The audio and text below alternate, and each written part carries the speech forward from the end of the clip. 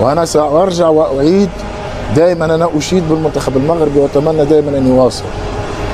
فتاتي بعض الاحيان يقول لك لماذا تشكر المنتخب؟ لانه هذه التفاصيل فيها مميز، لان هذه التفاصيل التي تجعلك تنافس الكبار، التفاصيل التي لا تعطيها اهميه. الذي يشاهد التلفاز ويشاهد المباراه لا يعطي اهميه، فرصه ضاعت، لا اشكال، لا في مستويات كبيره. ولذلك هذه التفاصيل لما ناتي واضعها على منتخب المغرب ليتمنى له كل النجاح واتمنى له ان يواصل في هذا التعلق، ستجد انه في هذه التفاصيل مميز. وستجد انه اليوم لما تشاهد المباراه الاولى مع البرازيل، كان زميلنا محمد ابو تريكه قال البرازيل تلعب لا اعرف التيشيرت بتاع المغرب غير لهم تيشيرتات، وهو كلام واقع. المغرب كانت افضل من البرازيل يعني على المستوى الفني، على مستوى التشكيل. ولما نشاهد هولندا غير طريقه اللعب من اجل المغرب. احترام لا كابتن الفريق، هذا خوف. هو قال لا خاف، لا خاف من المغرب. استمعنا لتيليمانس لاعب منتخب بلجيكا وقائده ولاعب استون فيلا والفائز باليوروبا ليج مع اوناي إيمري. خلاف تيليمانس وتروزر تحدثنا بأنه قد يكون عامل إيجابي أكثر مما يكون سلبي ينعكس على الفريق. بعد الخلاف تغير كل شيء مع منتخب بلجيكا. أنت تعلم بأن تيليمانس لاعب هادئ متواضع يعطي الفريق أكثر من الحديث وكثرة الكلام في أرضية الملعب أو سواء في غرفة تبديل الملابس، لكن انعكس ذلك بأحداث كثيرة من خلال هذا اللقاء ومنها ركلة الجزاء التي احتسبت لبلجيكا. أتفق معك عبد العزيز أن كان عامل إيجابي بالنسبة لمنتخب بلجيكا وعامل إيجابي بالنسبة لي هو ككابتن الفريق، وأثر بشكل إيجابي ليه هو. في بعض الأحيان محتاج بعض هذه الأمور، وكابتن حاتم يعلم هذا تماما، وكابتن يونس مدرب ويعلم هذا تماما. أنت كمدرب أو أنت محتاج اللعيبة نفسها في الملعب أنه يكون في صدمة بالضبط. والغريب كابتن أحمد بأن تروزر لا نشاهد له مشاكل مع أرسنال ولا حتى تيليمانس مع استون فيلا. يعني لما تبقى خسران عبد العزيز بهدفين بعض الأحيان بيبقى اللاعبين مش في مود كويس، بيبقى في ضغوطات عليهم، فده بيطلع الضغوطات من اللعيبة. وأنا أشوف إن هو عامل إيجابي في بعض الأوقات بالنسبة للاعبين، وأثر بشكل إيجابي خاصة بعد الهيدريشن بريك. يمكن الاثنين لعيبة شاركوا في الأهداف، هدفين لتيليمانز وأسيست لتروسارد. فيعني ده درس بالنسبة للاعبين. في بعض الأحيان لازم لما تشوف زميلك في الملعب ما بيأديش دوره، هو ككابتن لازم يكون موجود ولازم يكون له دور كبير. يمكن هو شخصيته لاعب هادي ولاعب ما بيتكلمش كتير في الملعب، ولكن هو كابتن المنتخب فلازم يكون له دور في الملعب. شوف حتى لوكاكو اتدخل كمان، يعني لوكاكو صاحب شخصية كبيرة وعنصر خبرة في المنتخب، بيحاول يهدي الموقف، ولكن هو كان عامل إيجابي. هذا الموقف كان عامل إيجابي وأثر بشكل إيجابي على الاثنين لعيبة بالأخص. هو ما يحصل حقيقة بعد هذه اللقطة يعني أكيد خلاص انتهى كل شيء.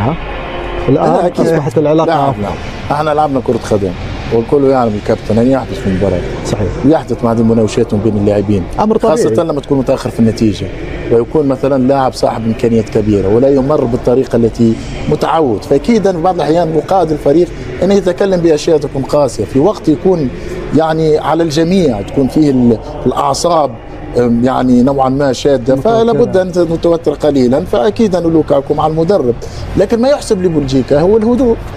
يعني لما نتكلموا على فريق خبره، جل لاعبين يعني لعبوا في الدوري الانجليزي ومنهم الى الان يلعب في الدوري الانجليزي. الدوري الانجليزي تكون خاسر 2-0 85 تبدا المباراه، صح 85 86 87 تبدا المباراه الجماهير ويقول 89 هدف و91 هدف الثاني ويمكن 96 هدف ممتلئ بالجماهير.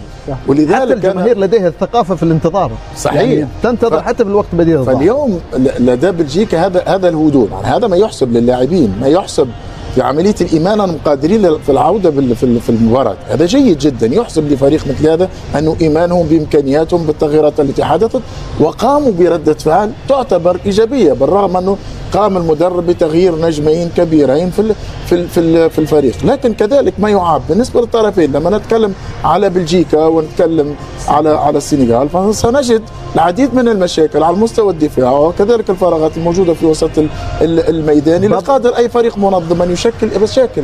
المدرب باب تياو لم يتعامل بالشكل المطلوب مع هذا اللقاء، اخطا لا. كثيرا برايك؟ نعم اكيد انه في بعض الاحيان لما تقوم بتغييرات ولا تمشي بالشكل الذي مطلوب، فكذا كنت انت الذي تتحمل المسؤوليه. لما يكون لديك مثلا نداي على الطرف الايمن، وان كان ليس سوبر في مباراه اليوم، وادخلت الشاب نداي وهو لاعب كذلك قدم اضافه، فانت تقرا شيء معين او جاكسون. ونتفق مع الكابتن يونس على مستوى تغيير جاكسون النجاح متاخر كثيرا، لانه جاكسون هو لاعب سريع ولاعب غير هداف، فانت افضل ان تبقي. تحدث حتى كابتن احمد يحتاج ل 6 7 8 فرص لتسجيل هدف واحد، لكن انت الافضل انك تدخله وهو بلجيكا تبحث على تعديل النتيجه، فهنا المساحه ستكون موجوده، والبلوك لابد ان يكون نوعا ما متاخر، وتحاول ان تلعب مباشره على الطرف وتلعب الكونتر اتاك، تلعب خلف المدير اللونج بول.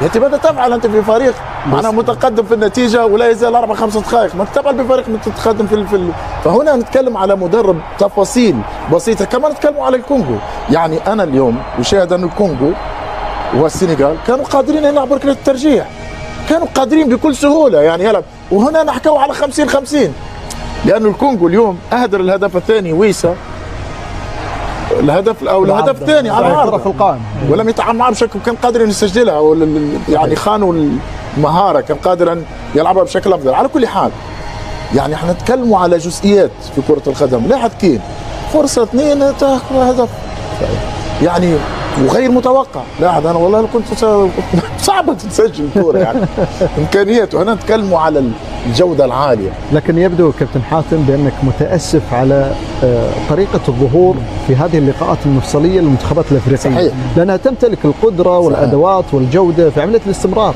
وانا سارجع واعيد دائما، انا اشيد بالمنتخب المغربي واتمنى دائما ان يواصل. فتاتي بعض الاحيان يقول لك لماذا تشكر المنتخب؟ لانه هذه التفاصيل فيها مميز، لان هذه التفاصيل التي تجعلك تنافس الكبار، التفاصيل التي لا تعطيها اهميه. الذي يشاهد التلفاز ويشاهد المباراه لا يعطي اهميه، فرصه ضاعت لا اشكال، لا في مشكل. لما تضيع الفرص السهله اكيد خصمك سياتي وقت سيسجل عليك. صحيح. لما تتمركز، ويقال لك في كره القدم من لا يسجل عليه. لما تتمركز بربع متر معنا على المستوى التكتيكي خاطئ سيسجل عليك وستاتي ركله الترجيح. لما تاخذ القرار الخاطئ في وقت صعب مثل هذا، لان انت لماذا تقوم بالتاكلينج؟ يعني انت بايس كان قادر ان تذهب الى الكره، الكره هي الكره في الهدف تيليماس، الكره هي جايه للاعب، معنى اللاعب قادر ان يهاجم الكره ولا يقوم بالتاكلينج. فانا نتكلموا على جزئيات، على تفاصيل، نتكلموا على لاعبين يلعبوا في مستويات كبيره. ولذلك هذه التفاصيل لما ناتي وضعها على منتخب المغرب ليتمنى له كل النجاح واتمنى له ان يواصل في هذا التألق، ستجد انه في هذه التفاصيل مميز. وستجد انه اليوم لما تشاهد المباراه الاولى مع البرازيل، كان زميلنا محمد ابو تريكه قال البرازيل تلعب لا اعرف التيشيرت بتاع المغرب غير لهم تيشيرتات، وهو كلام واقع. المغرب كانت افضل من البرازيل يعني على المستوى الفني، على مستوى التشكيل. ولما نشاهد هولندا غير طريقه اللعب من اجل المغرب. احترام لا كابتن، هذا خوف. هو قال لا خاف، لا خاف من المغرب. صحيح. غير طريقه اللعب وغير اسلوب اللعب، يعني يلعب ببلوك متاخر ومنح الاستحواذ للمغرب، فهذا يعطيك انه نجاح. وحتى سيناريو المغرب كان مختلف يا كابتن حاتم، سيناريو المغرب كان هو المتاخر وقدر يعود في اخر دقائق. صحيح. وقدر يقلب الطاوله على منتخب هولندا بعد كده. لكن في كل الاحوال انا اتكلم حتى لو المنتخب، نتكلم من كان الافضل في المباراه. صح. المغرب. فاليوم السنغال اللي هو كان طرف نهائي، انا كنت انتظر هذا الوعي التكتيكي وهذا التميز الذي الى غايه الان لم يصل الى هذا المستوى، واتمنى الكره الافريقيه ان تتطور وان تصل. وصلنا لختام هذه التغطيه، اشكر محللي بين سبورتس. طولت. لا انا استمتع، واكيد المشاهده الفائده للمتابع والمشاهد اكيد يستمتع معك، اسطوره كره القدم التونسيه ومحبوب الجميع كابتن حاتم الطرابلسي. شكرا لكابتن احمد شكرا عبد العزيز، شكرا لحاتم الطرابلسي، شكرا لكابتن يونس علي، شكرا جزيلا. شكرا مشاهدينا على المتابعه، هذه تحيه من فريق العمل هنا في بي ان سبورتس، الى اللقاء.